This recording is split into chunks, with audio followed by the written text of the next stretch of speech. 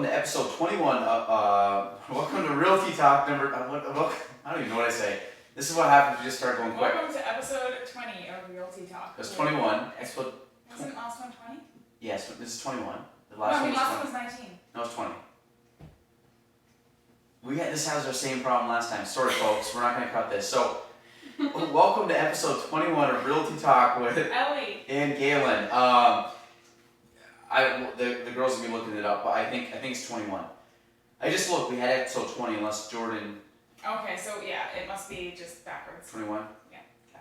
All right. Well, we're gonna call it 21. So, welcome everybody. We are back. I think the acoustics are. I've listened to a couple of the podcasts since we've been in the new office, and the acoustics sound better. I'm still gonna work on that. Episode 20. Yeah, so it's 20. This is episode 21.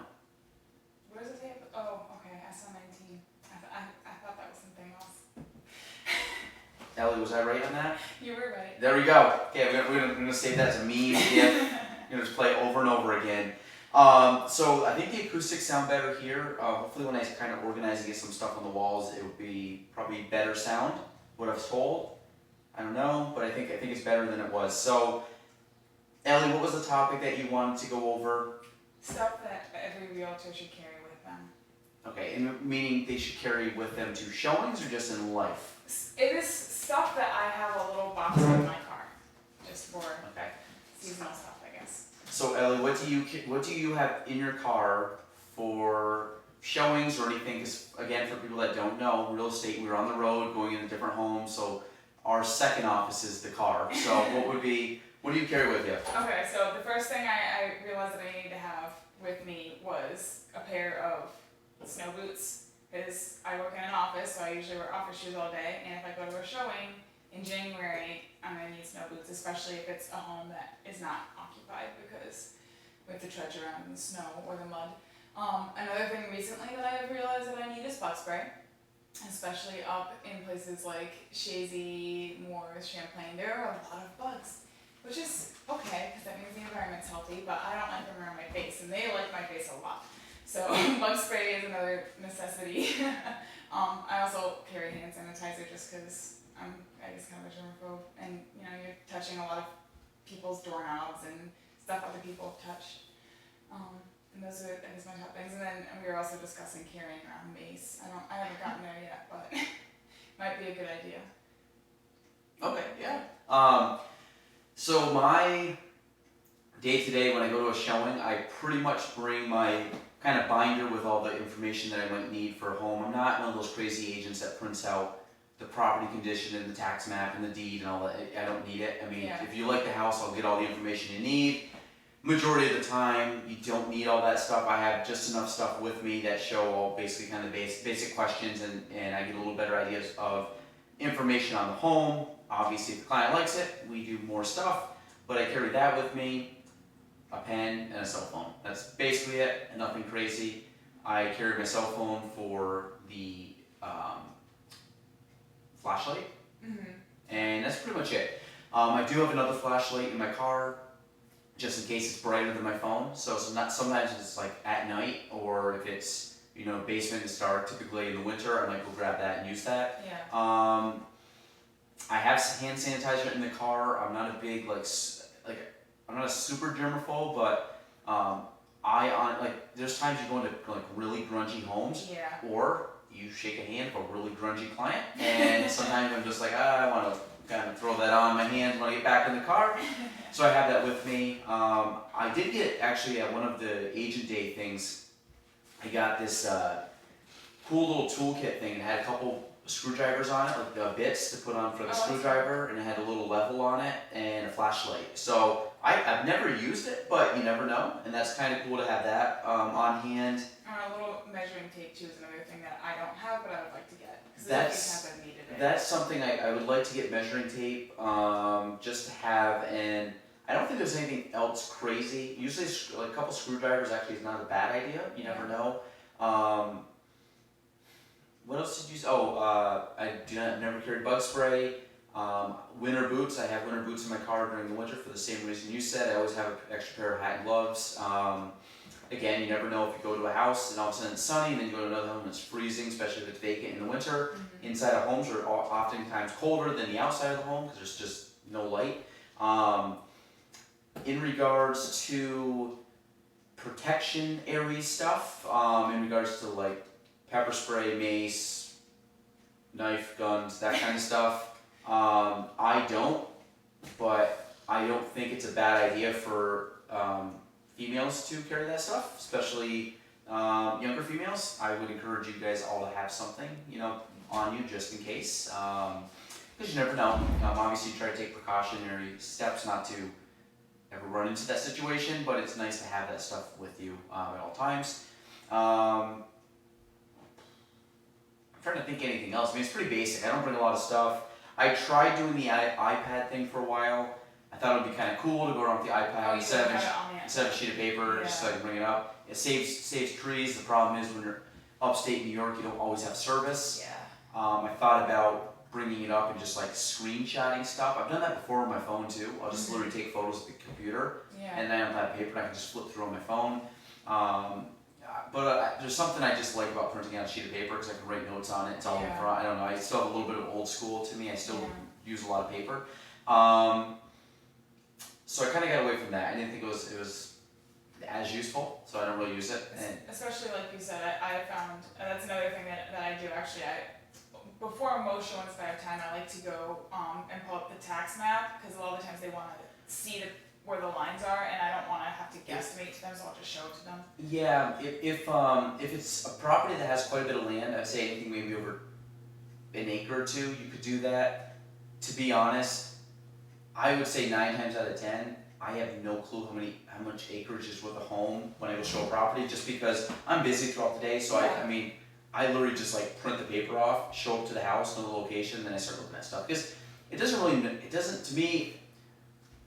matter all the stuff you know prior to going to a home, because the person's going to go in and get some kind of attachment to the home. Do they like the home? If they like the home, then you can get all these answers later on. But the main thing is walk in, do you like the property? To be fair to myself, I can't get all this information prior to going out. I literally barely have time to print out the sheet to go to the showing, let alone do all this, preliminary research on a home. Because then you show up and like, I don't really care for it. Okay, well, I just wasted. I'd rather just show up, have the sheet. Okay, you guys like it? Okay, let me do some research, because you might show up 3 homes and they only like one of them. So why would you spend time doing all this research? I mean, I know there's agents that like print off deeds and property conditions supposed to go to a showing. They show up, they don't like the property. It's like, if you're an agent, save your time. Like most people, when they go see a home, aren't gonna buy that home. Meaning they're not gonna buy like the one home you take them to. Like they're gonna probably want to see a few. So, you're just going to be printing a ton of stuff out, and you're going to have all these papers, and I think you'd be very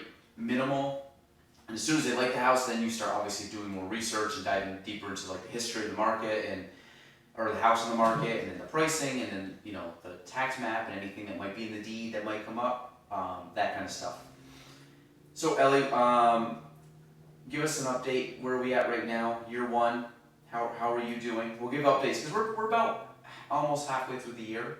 Yeah, about. Yeah. So how are you doing this year? Are you on pace with your goals, ahead of your goals, behind your goals? I'd say happy, frustrated? On pace with your goal for me and behind for mine, which is fine because I tend to set extreme goals for myself, just because I enjoy disappointment.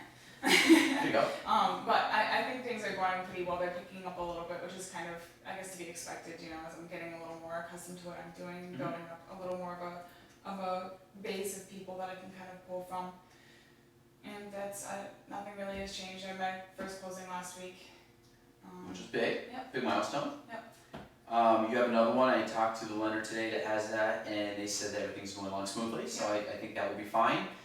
Obviously, like I said, I told you my goal for you this year, and I think which is realistic. And again, I'm just a very realistic person, and I don't blow smoke and say that you're going to do all this business in year 1.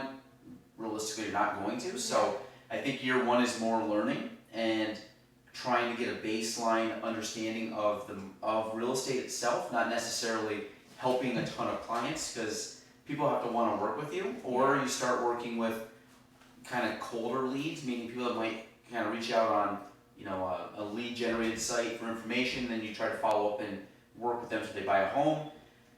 but that comes in slower. You know, and then, like I said, I'm at a different period in my career, but it's taken a lot of time for me to build that to that level. That just didn't happen year one, not even close. My Let me see, my goals right now,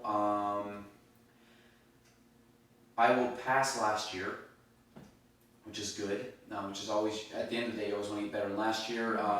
My goal for the year was not to pass last year. I had a percentage increase of what I wanted to perform above last year's value, and I'm actually ahead of that, which means my growth will be fairly substantial from last year, which is exciting. And I've been able to do that the last few years, which is very cool. So I would say right now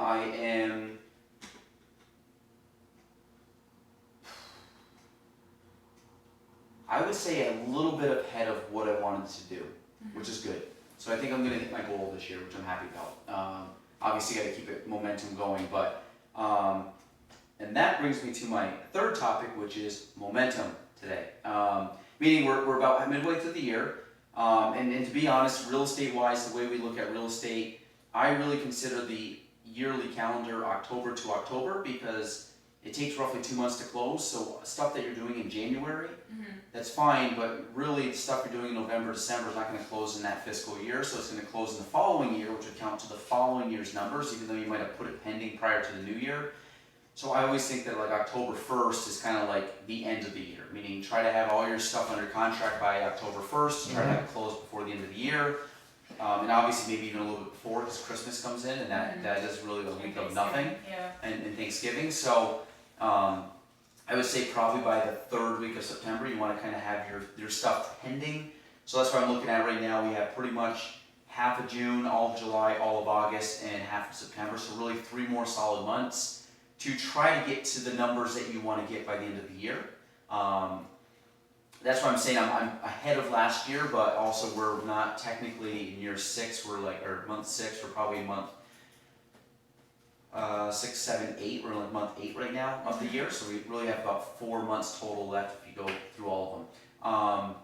Oh, sorry, my bad. Mid-October, not mid-September. Mid-October. Yeah. You want it by November 1st. My bad. Mistake. But momentum basically meaning, you know, you've gotten a year's a long time.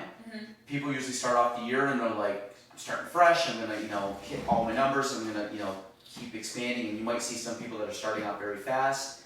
But what it is, you know, can you maintain that through the entire year? It's cool that, you know, you get excited, you put everything under. All of a sudden, you're month 5, 6, 7, 8, 9 come. You know, are you still pushing to the end? Or are you one that's like, I've kind of hit my goals, I'm just going to kind of coast the rest of the year? Yeah.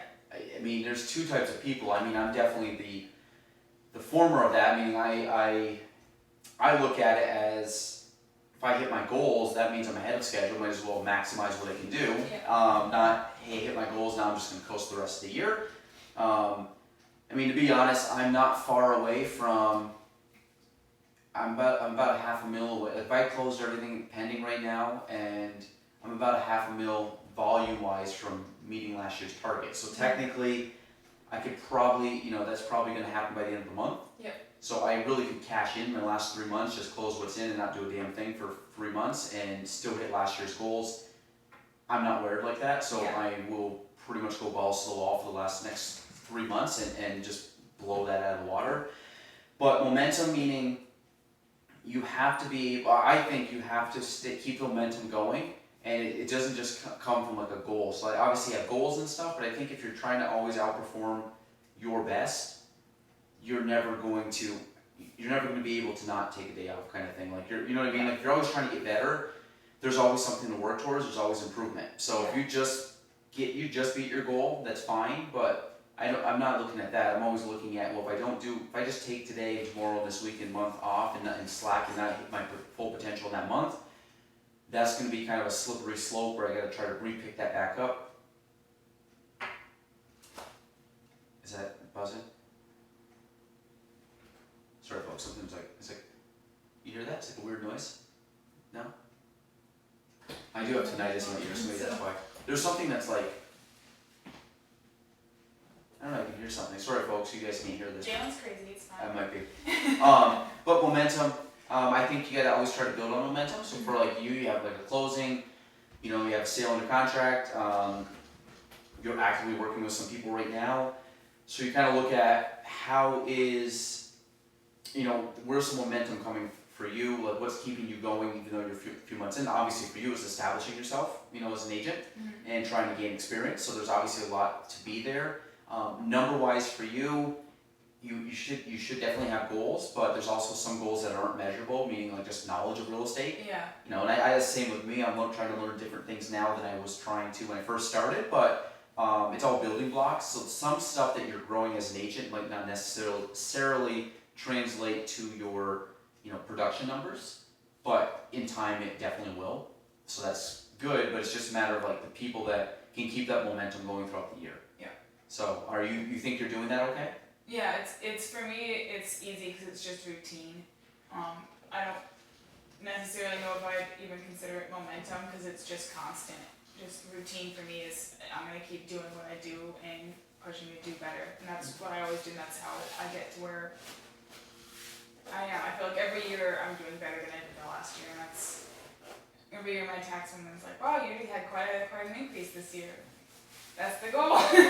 Yeah. No, I just paid my estimated taxes the other day, and that's always a good punch to the stomach. Yes. But I mean, I guess the good thing is the amount I pay in is more, which translates to obviously having more success. But it's still like, God damn, like that's a lot. Yeah. It's a lot to put in each month or each month, each quarter. So. Yeah, you have to explain to me how to do that actually. Yeah, I will. I'll actually, I had a good conversation with a buddy of mine today about that, so I can clue you in on that before we leave. Cool. Well, I think that's it. We're just going to say, it's not too bad, 17 minutes. We're going to the Adirondack Young Professional Economic Forum tonight. That will already be done by the time you guys hear this, but that should be fun. Looking forward to that. The sun is shining. We are slowly getting accustomed to our new office. We are looking at some furniture, which I'm happy about because, you know, like if people have seen my office, Ellie made the comment the other day that I thought I was going through and making some good headway, and Ellie goes, "Oh, it doesn't look any better, you just move boxes." And then Courtney comes in tonight and goes, "Have you been doing a lot of work? Looks like you just kind of moved some boxes around." Wow. And then that was it. They were revolted. He couldn't make any more comments. But I think it's looking better. I've thrown a lot of boxes out. I've organized some stuff. You guys can grab anything over in that pile because I'm probably just gonna toss it. Free pile. A lot of this, to be honest, is stuff that I just need some storage units for. Like I don't need to toss. But it'll be off the ground. It won't be there. This looks better, right? The table. It looks better now than it did last time you asked if it looked better. Okay. Yeah. It's good. Headway. Making headway. So I think that's it. We'll check back in with y'all next week. Yeah, I think that's it. Anything else you want to add? Nope. Peace out, Girl Scout. Courtney's here. She wasn't on the show. She was doing some work, so we didn't want to bother her, but we'll give her a shout out. So, all right. So for Ellie and myself, that's episode 21 of Realty Talk. See y'all next week.